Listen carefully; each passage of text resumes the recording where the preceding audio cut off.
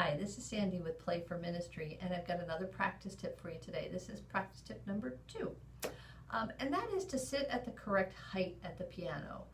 Now, what do we mean by that? Okay, when you're sitting at the piano, you should be sitting at such a height that your elbow is no lower than the keys, okay?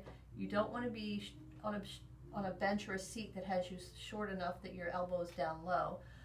You want to be at the same height of the keys, or even if you're taller, that's okay, but you don't want to be below. Now, to make that happen, you might need to get a stool that raises and lowers. You might need to sit on a cushion or a big old book if you got an old dictionary or an old Strong's Concordance. We used to sit on telephone books when we were too short at home. So you need to get yourself up high enough that your elbow is there. Now, we find that generally shorter people, younger students, have this problem just because their bodies aren't tall enough. We also find that tall adults can have this problem, or even average size adults who have long arms have this problem because their elbow ends up being lower and their arm reaches up to the piano.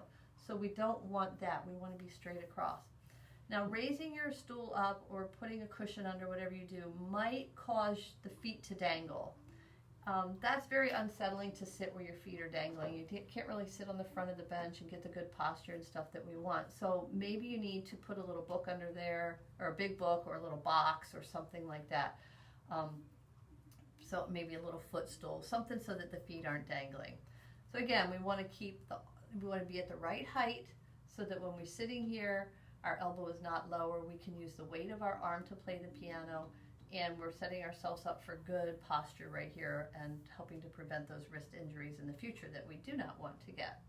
All right, this is Sandy from Play for Ministry. I'll be talking to you later. Bye-bye.